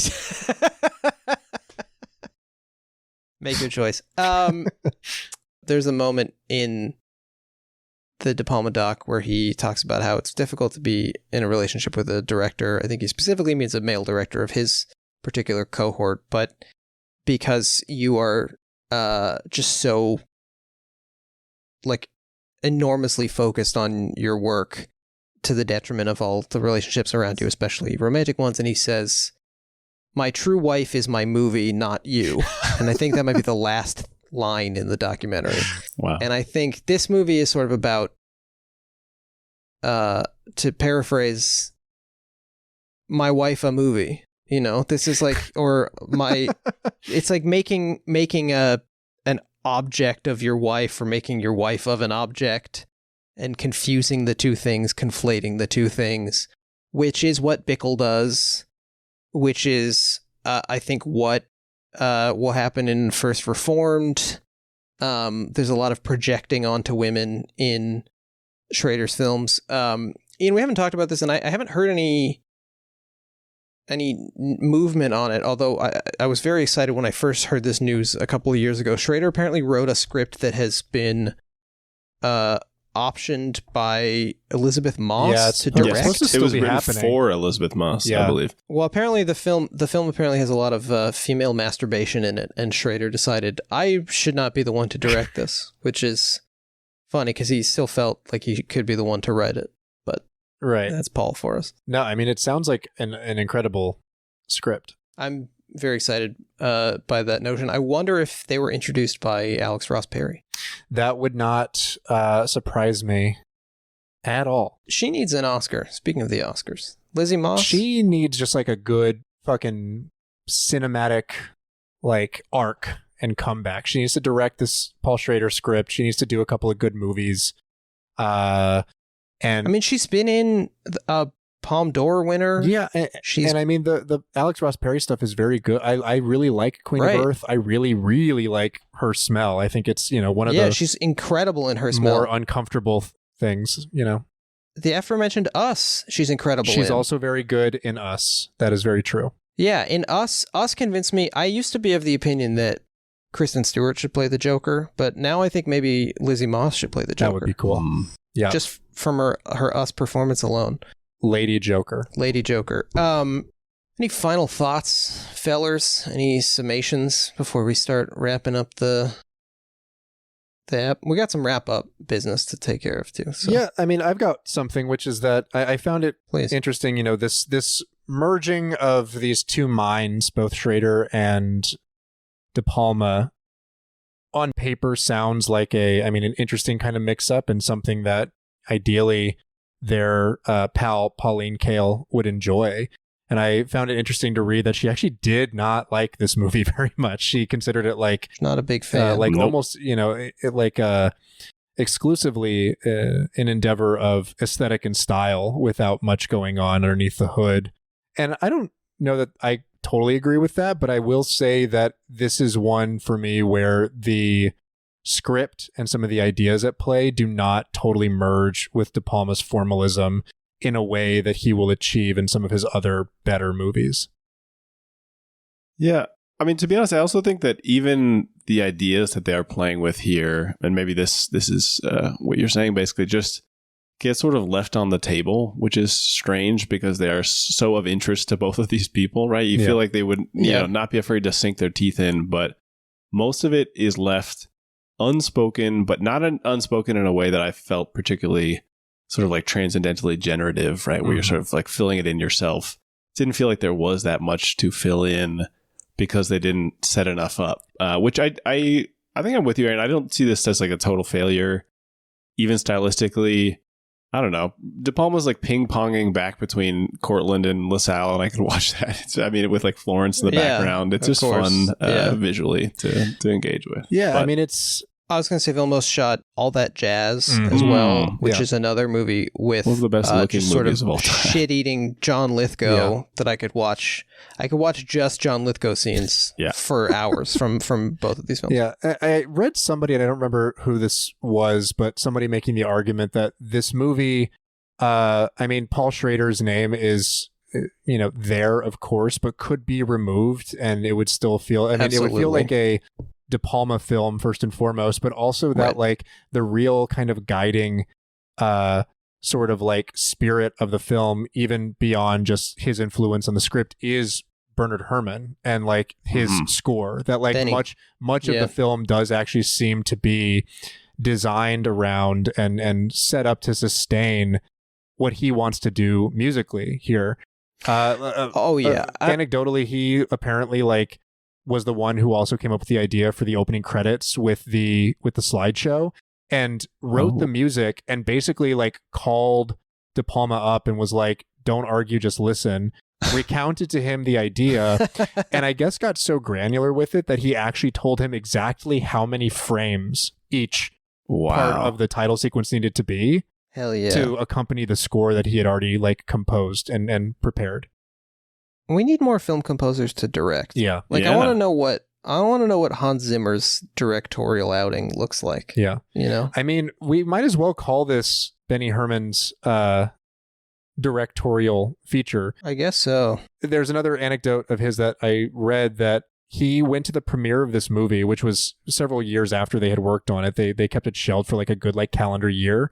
And that apparently after the credits rolled at the end, he just like was sobbing uncontrollably, like inconsolable until he got back to his home and recounted and said that the reason why was because that it had been one of the most affirming experiences as a composer for cinema that he'd ever had. And that he felt that he, in that moment, as the credits were rolling, was completely relinquishing any ownership of these characters and of this film to De Palma and to an audience, and no longer like they no longer belonged to him. But he died obviously not long after this film was released, and it was one that he claimed was one of his favorite experiences of all time. Yeah, if not the best movie he was ever involved with, the best score that he created. Yeah. As we discussed on our Taxi Driver episode, he had fallen out with Hitchcock at this point, and so it's interesting, first of all, that he has basically lost his first movie wife and replaced him with a sort of daughter figure. Similar looking. We also learned on the Taxi Driver episode that Bernard Herrmann, after the failure of his first marriage, married his wife's cousin who had the same name. Yep. So I wonder why he sobbed. Man. Couldn't say. Remarkable. Just remarkable. I have a quotation here from Brian De Palma that, if nothing else, affirms the basic premise of this podcast. He says toward the end of the documentary, "You make a certain kind of movie because that's the way you see things, and these images keep reoccurring again and again in your movies, and that's what makes you who you are." And so, the auteur theory, flawed as it may be, is at least framework enough for a goof around podcast where we say John Creamer. And also, what is he first? Yeah. What is he describing but an obsession? That's most of our conversation about obsession. Ian, do you want to do our quick tulip meter? Sure. This is where we compare the film against a weird acronym that describes the basic tenets of Christian Reformed Christianity. Is that roughly a good description? That's a fair description. Yeah, and we know that Schrader's influence was maybe removed from this. I can imagine a final scene involving nuns reenacting something might have played out more the tulip. Or maybe there's plenty of panes of glass in an airport that Cliff Robertson and Geneviève could have been on either side of. That's touching. So true. Yeah, embrace it. Yeah. So Total depravity. I don't know if we had total depravity in here. A couple nice characters. Some unrequited incest, but I wouldn't say total depravity at all. No. You unconditional election. If you're not chosen, you're not going to make the cut. I mean, God's presence is not really felt in this film, despite having several scenes filmed in a church and a model of a church. Yeah. Yeah. Okay. Not limited sure if atonement. That's I feel like there's maybe some limited atonement going on here. I mean, Cliff Robertson's trying to make up for his past crimes and falls short of doing so. Yeah, he goes into a church to hit on a lady who looks like his dead wife. Mm-hmm. So that's not terribly atoneful. Irresistible Grace. What do you think, Aaron? We got Irresistible Grace here? I mean, that's... Oh, boy. Now, define irresistible grace to me. Well, the first thing that makes me think of is the discussion of the different ways to walk. And Bryn Mawr walk. Bryn Mawr walk. Right. I'm thinking of a certain grace. And he has just drawn irresistibly to this. I would say Geneviève Bujold is an extremely graceful woman. That's a term I would use for her, but I don't know if that's exactly what the acronym is asking for. Yeah, I'm curious now if it's like what you're mentioning there, like a sort of refinement and like elegance, or if it's something to do with like undeserved goodwill, right? And like generosity, in which case... Oh yeah, you can't reject God's grace in some way. It is basically, yeah, I think it is, if you are among the chosen, then there's nothing that you can do that will lead you away because you so deeply feel the appeal of God, right? The incredible... I mean, she is among the chosen by Cliff Robertson and basically can't get away from the motherfucker. Yeah, that's true. Yeah. I guess so long as she looks like Geneviève Bujold, she will forever be in the grace of Cliff Robertson and always be loved. Yeah. So, whether she wants to or not. And then Perseverance of Saints is, of course, sort of a similar idea where it's, if you are on the path towards faith, then you will always already have been on the path towards faith and will continue to do that. Yeah, I mean, there's a lot of sense of currents, forces bringing these people together and pushing them toward a conclusion. But again, I think this maybe just speaks to, as Aaron said, the overwhelming authorship of De Palma and the diminished presence of Schrader here in the film. Yeah, that's what I was, because I think, sort of the opposite of determinism, of course, is the intensity of free will and human subjectivity. And to me, that's much more of a De Palma style appreciation of the world, right? To say everything that is experienced is experienced by people as people. And one of the greatest things to experience is a lady taking a shower. That's another thing he says. That's right. All right, so that was our tulip meter. I would say the film failed. Mm-hmm. Now we've got one other test, one other barometer, a reading to take here. Boy. Aaron, this is the sexual obsession check-in. Now, in February of this year, Screen Slate hosted a Q&A with Paul Schrader following a screening of his film Patty Hearst at the Roxy Theater in New York City. Interestingly, on that same series, he introduced Obsession, or was at least scheduled to. Interesting. But I can find no record of anyone reacting to that at all. So I don't know if he had to reschedule. I don't know if he just didn't say anything interesting. Yeah. Also, the SEO has been screwed up by the thing I'm about to say. So at this screening of Patty Hearst, Paul Schrader said the following about his next film, and we have an audio clip.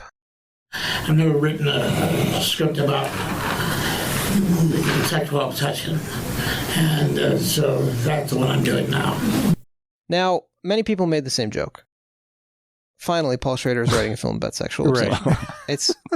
But our argument on this show, or a question really, is, has Paul Schrader in fact ever written a film that is not about sexual obsession? And so we're just putting this to the test one film at a time. Aaron Casias is the film Obsession about sexual obsession. I would have to say the jury is still out there, but I'm leaning towards yes, that this is a film that is very much about the sort of irrevocable hold of a carnal desire on somebody, especially as they project those desires onto whomever may be in their path. I'm going to go with yes on this one. It is about sexual obsession. Wow, brave. Thank you. Brave. Thank you. I would agree. I mean, more about romantic obsession if we're being persnickety, but I think... Is that what persnickety means? Yeah, I think sure. I think so. Nitpick. If we're being granular. But I think this is roughly a film about sexual obsession. And it's extremely funny that he seems to have... I guess maybe his argument is that he didn't write this movie. Maybe that's what we're thinking about. Yep. But, Ian, what do you think? Well, I'm going to have to agree. Although I think you're right. Obviously, there's other elements of obsession here. Obsession with the projection of the feminine largely or something. But there is so much build up also to the sex that never happens, at least in the produced version of the film, right? I feel like even when they're not engaging sexually, there's so much expectation. You know, there's this turned away at the door saying that she only does what the Pope says, and they almost consummate a few other times. So safe to say that it's in there. This is, I understand, has been an obstacle to you having sex some of the time too. So much build up. Yeah. Again, you mean like a patina? You mean some sort of crust. I was thinking more of a crust. Yeah, exactly. A scum, or some sort film. of lodged discharge of sorts that has yet to discharge. Yeah, well, I think discharge would have solved the problem. We've got sort of a semi discharge. Right. And with that, we say thank you to Aaron for joining us today. Thank you, gentlemen. Where can folks find more of the good Aaron observation, Aaron humor, Aaron perhaps gym pics and gym vids? Oh, hey, there you go. Well, as mentioned, I am one of the hosts of the podcast Hit Factory alongside my partner in life and in podcasting, Carly. She's on a brief hiatus at the moment from the podcast, so it's really just my voice accompanied by wonderful, brilliant, smart, intellectual guests who do most of the work and shoulder a lot of the burden of making the show compelling. But if you want to follow along with the show, we're available to stream wherever you find your podcasts. You can follow us on social at Hit Factory Pod. That is Twitter, Instagram, Blue Sky at the moment. And we also have a Patreon, patreon.com/hitfactorypod, where we do bi-weekly bonus content for just $5 a month. And you also get an invite to our Hit Factory Discord, which Jake is a member of. Ian, you can be one too, though I know it's one more thing that you just would not probably log into and chat with us about. But the conversations usually... I don't think his phone can handle Discord. It, right. I think it might be too old. That's right. Yeah. But it's a fun community that we've established there. A lot of guests of the show are in there, and just like general friends and patrons and people that we follow around the internet. A lot of fun stuff. We're talking about new releases and 90s movies and glass brick architecture and you name it. It's happening there.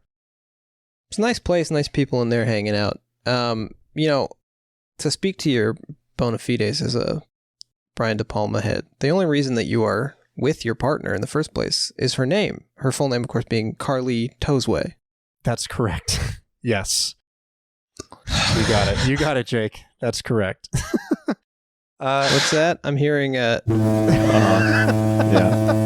No, it was pretty Blossom Fairy. Yeah. Has that come up at all? That her in the entirety of your relationship? That her name is partly part of the title Carlito's Way. No, I wonder what she would say if I started referring to her as Carlito, though. I feel like she might be opposed. Hey, I know we've talked about it a little bit, but is it going too long if I make just like a quick appeal and pitch for Brian De Palma, just like as a director beyond this movie? Not at all. No, not at all. I was thinking about it during the... go for it. I mean, I love Brian De Palma. We already established that. I've seen most of his films. I think that he's somebody that really, genuinely, truly is among the best directors alive right now, like of that new Hollywood cohort, alongside all those guys that you see in that picture at a dinner table that's sometimes photoshopped with like Ron Howard and some other people that weren't there in it. Couple dogs playing poker, you name it.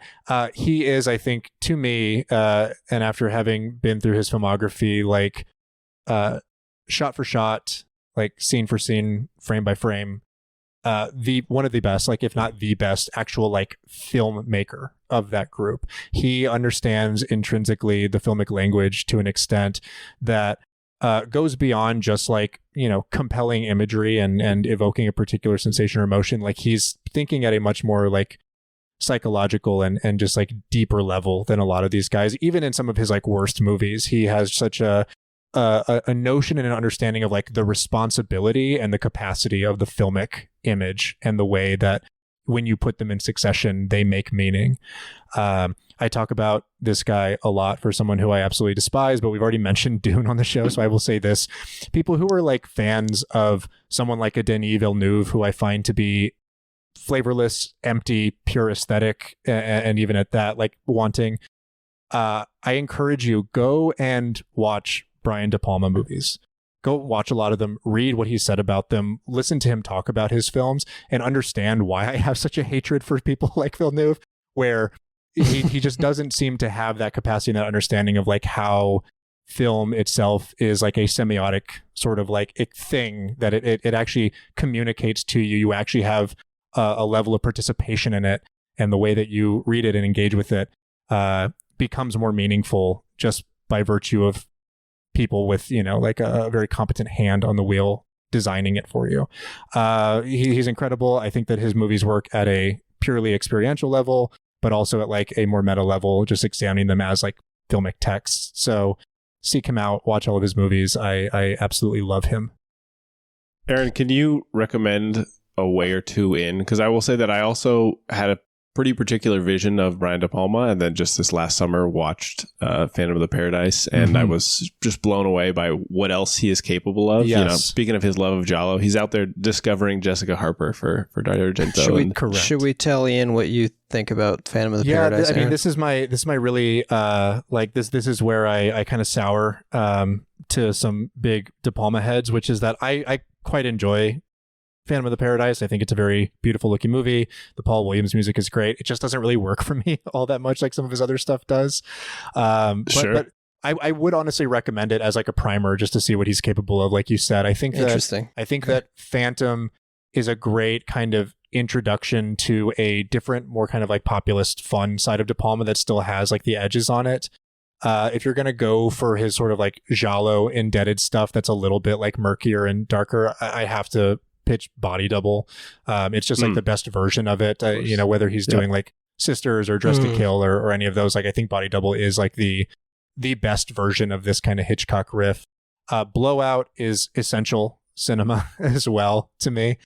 Absolutely. Carlito's Way, which is my personal favorite of his films. I think it's the one that marries both sides of De Palma the best, both his more like experimental, darker, taboo side with his more populist, like melodramatic tendencies, and creates this really incredible, just visually gorgeous whole.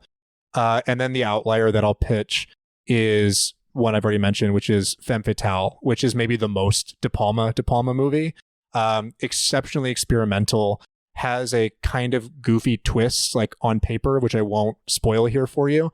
But again, as we mentioned, like it is a movie that is actually about like the capacity of image, the responsibility of the director's hand, and what a creator can do with a story when he's considering the text at like 1,000 different levels. So watch that. Rebecca Romijn is also incredible in it, super sexy and just like totally badass. So those would be like my 5 go-to probably. Excellent. Thank you so much, Aaron. Where should people watch Wise Guys? At the end? In the middle? You know, Wise Guys is actually one of the ones that I have avoided, maybe to my peril, but I have not heard very good things about Wise Guys. That's a comedy starring Danny DeVito and Joe Piscopo for the uninitiated. Yeah. It looks fine. I don't know. Outlier. He seems to remember it fondly based on the documentary. Yeah. Well, thank you, Aaron. And folks, DePauled cast the Pauled forma will be coming to your ears 2029-ish. We got to get through some of these other guys first. Ian will not stop telling me he wants to do Polanski. Yeah. That's a joke. I made that joke last episode. I'm just going to keep doing it. I don't know. Yeah, until you confuse a couple people. Great. Yeah. Cool. Ian really wants to do Nuri Bilge Ceylan because he thinks I have too much energy on the episodes. Right. And with that, this has been an episode of Podcast for Me. Remember to subscribe, rate us, write a review. Helps us on the algorithm. If you like the show, tell a friend, tell your dad, convince a child, a small Italian girl to listen to the show in 17 years. Follow us on Twitter and Instagram at Podcastiforme. If you have any comments, questions, or concerns, or you're interested in co-hosting a two-person Paul Schrader podcast, you can email us at podcastiforme@gmail.com. Thanks again to Jeremy Allison for our artwork. Next week, we've got another episode coming out, and it is called On the Film of Rolling Thunder. Yeah. Rolling Thunder, another film Schrader has distanced himself from. So we're in a bit of a wilderness period. His last wilderness period, I'm sure. He won't have any more of these. Nope. Man seems generally agreeable. But with that, thanks, fellas. Let's all kiss at the airport. Okay. Done. Bye.